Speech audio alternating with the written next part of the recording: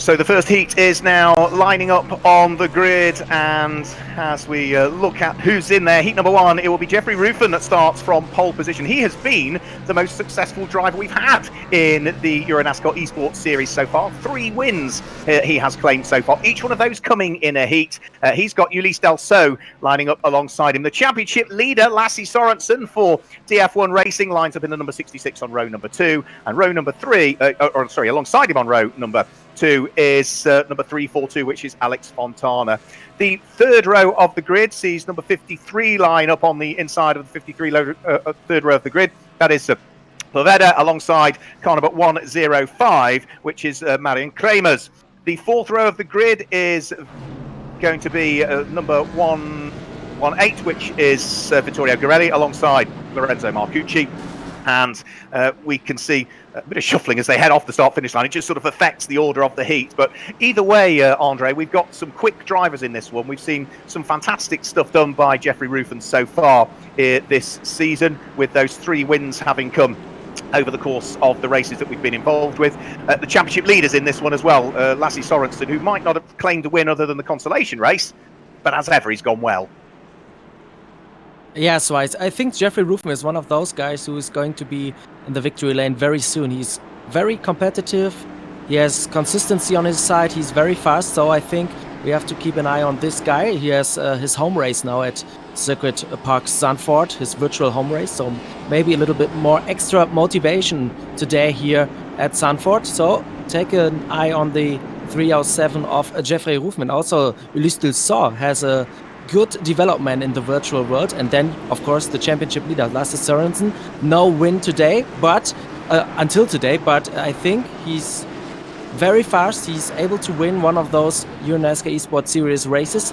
And also, like in the EuroNASCAR 2 Championship in the last year, consistency is the key. And Lasse Sorensen is one of those guys who's never crashing, never have any issues. So I think Lasse Sorensen is one of those guys we have to look for today.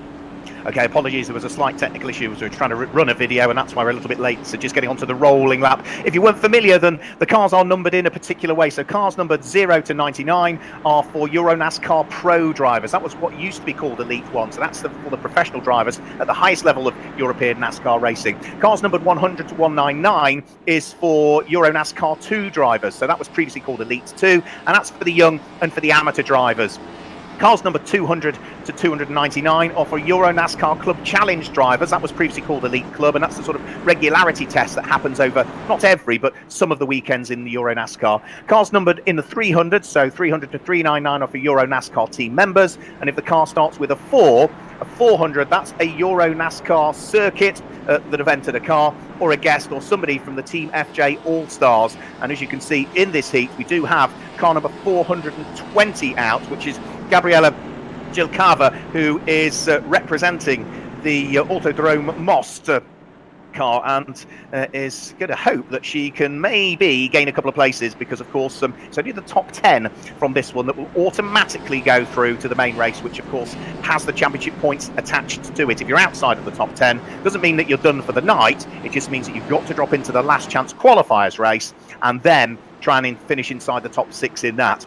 It's only the top 36 drivers over the course of the evening that will go through to the main championship race, where those points are up for grabs. Now remember, we're not on the remodeled 2020 version of Zandvoort. iRacing are in the process of doing the mapping of that and the digital scan of the circuit as and when it's fully reopened, and I'm sure it will be a great addition to iRacing's fantastic catalogue of circuits over the course of the coming weeks. Now this is going to be just a 10-minute race, so there's not long to get things underway. Jeffrey Ruffin, remember, with 3 wins rather so far this year. He's the most winningest driver. He won Heat 3, which was his heat that he qualified in on Daytona Road Course at the Prologue. He won his heat, which was Heat 3 again at Brands on the Indy Circuit, and he won Heat 2 a fortnight ago at Watkins Glen. This time he qualified fastest of the 60 drivers in the qualifying session, which means that he takes up pole for heat number 1. The second quickest of those 60 drivers in qualifying takes up pole for heat number 2. The third quickest, pole for heat number 3, and so on and so on. We ride on board with former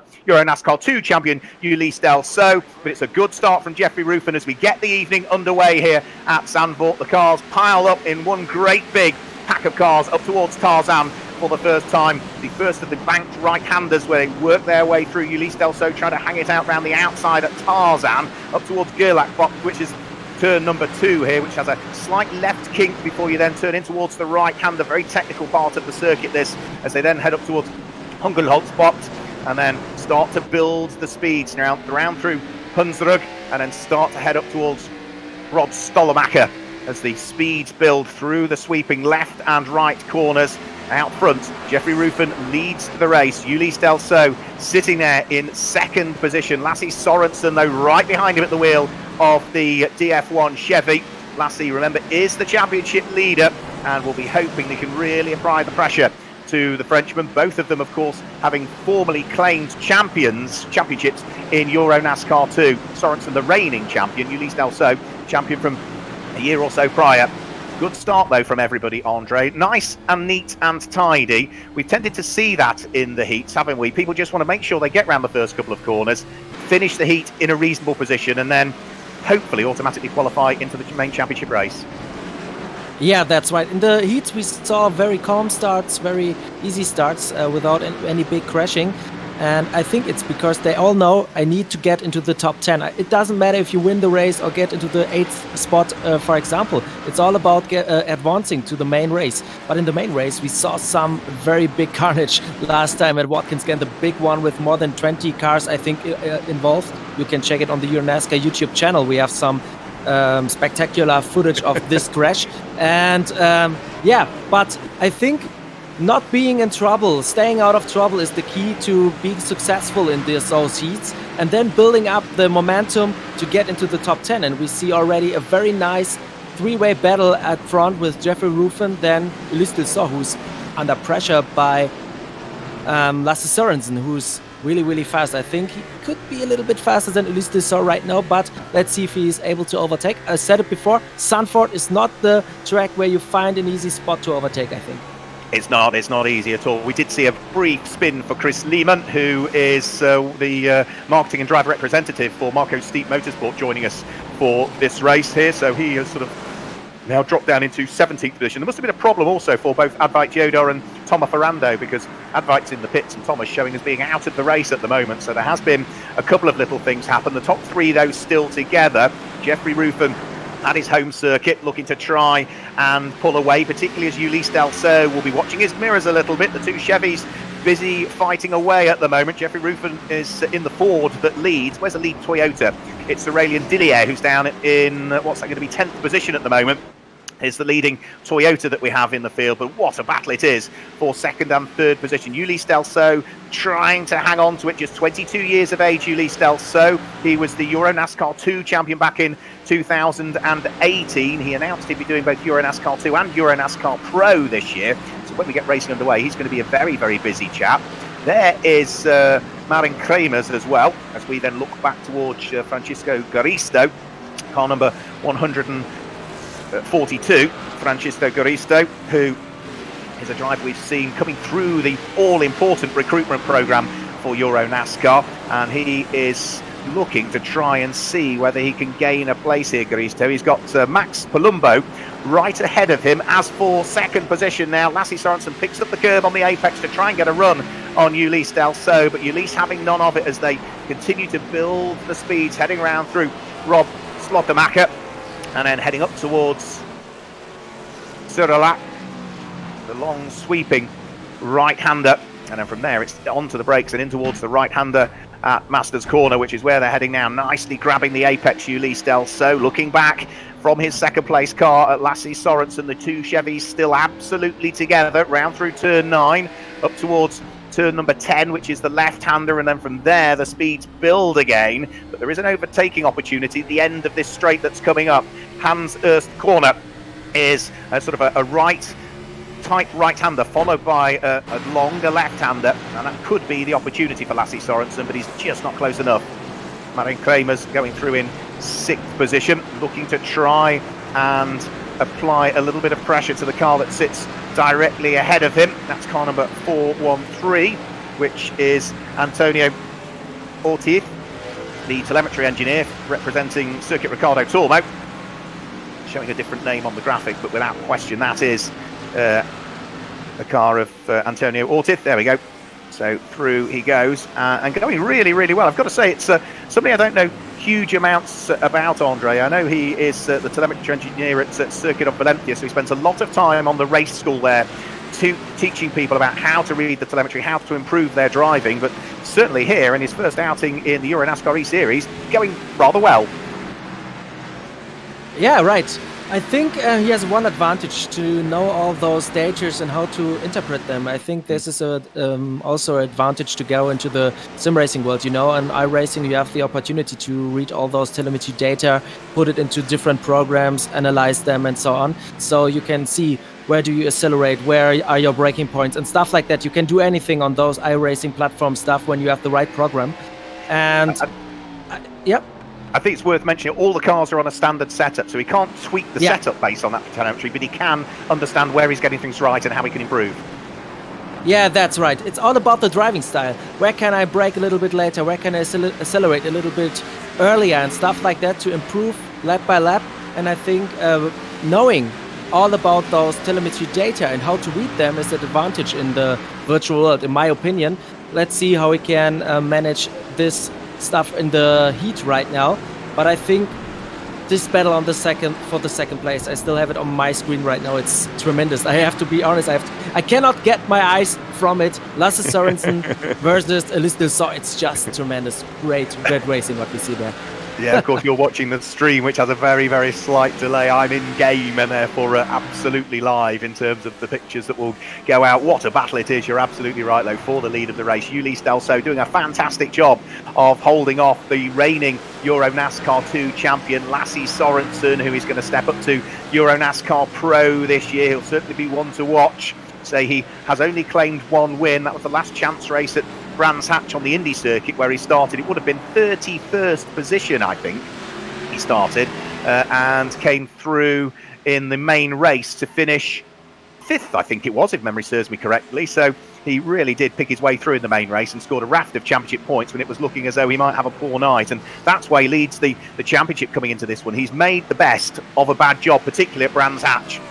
So all of this squabbling for second and third is just allowing Jeffrey Ruffin to pull away. Every evening of e-racing that we've had in the EuroNASCAR Esports Series, Jeffrey Ruffin has claimed a win so far. Each one of them has come in a heat, both at Daytona, at Brands and at Watkins Glen, and at the moment he is doing it again here this evening, leading his heat. The gap back to Ulisse Delsau was around a second, so that's the gap first to second. It's about half of that from second to third, so it's about 0.4, 0.3 when they head into the corners, but no mistakes being made by Ulisse Delsau. Let's have a quick look at what happened here. And this is Chris Lehman, who's already had a spin at Tarzan, tries to get up the inside of Ricardo Alita, who is the team photographer for Not Only Motorsport, but had another rotation. So Chris Lehman, we know him well, Andre, but it's usually... And yeah, the Marcus Stitt Motorsport make it possible for him to be part of this esports race here today.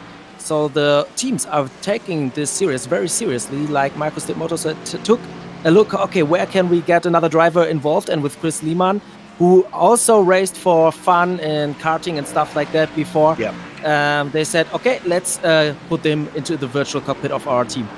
Here we go. Lasse Sørensen might have the run here. He's got up the inside, and I think he's just made it stick. Yeah, up into second place. Ulisse Delsau fights back, though, and then he's going to have the inside line for the next of the corners. So side by side through 2 corners there.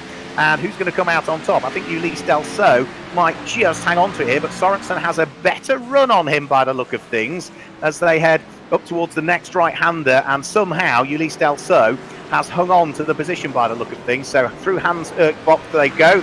The tight right-hander followed by the left, down the short straight and up towards Kumo, which is the next of the right-handers, and from there it's the final corner, Ari Leyendyk. They will head round through the one that's been entirely reprofiled and banked for the Formula 1 modifications, which, as we say, iRacing, I'm sure, are in the process of digitally mapping that new circuit as and when they're able to do it. So here we go, Lasse Sørensen again looking to try and get a run on him, but on the run to the line, it's not going to work. He will finish in 3rd position, Lasse Sørensen. So it is another heat win for Jeffrey Ruffin. Ulisse Delsau will come through in 2nd position. Remember, it's only the top 10 that go through to the main championship race. The others all go into the last chance qualifying race. Lasse Sorensen is in 3rd place. Alex Fontana in 4th position. Alex Fontana, great to see him having a good run. Test driver for 42 Racing nowadays, but got as high as GP3 and Formula Renault 3.5 in his single-seater career. Vittorio Gorelli finishes in 6th place. 7th place is going to be Gabriela Gilcava, that finishes in 7th place. Is that? No, that is Antonio Ortiz, that finishes in 7th position, as the cars then file their way background and into the pit lane area, as we now already get ready for heat number 2 that will be coming up. But Jeffrey Ruffin has done it again. He claims the win. We'll have a chat to him in a split second. Yuli Stelso in 2nd place, confirmation of the results. Lasse Sorensen in 3rd, Alex Fontana in 4th place, Malan Kramers in 5th place, Vittorio Gorelli in 6th position. Antonio Ortiz finishes in 7th place, Lorenzo Marcucci in 8th, Gordon Barnes in 9th, and Aurélien Dillier finishes in the top 10. Anybody below that will have one more chance, but they'll have to fight it out in the last chance qualifying race. So Jeffrey Ruffin joins us in live commentary. Jeffrey, you've done it again. Every time we've had a race, you've won a heat. Well done. Yeah, thank you. Yeah, we had now a really good run in the Orion Hendricks Motorsport Q7. Expect that quali lap, so... A circuit that you clearly love. Your home race, you could argue. Yeah, that's true, but I don't practice a lot here, so... I was a bit surprised about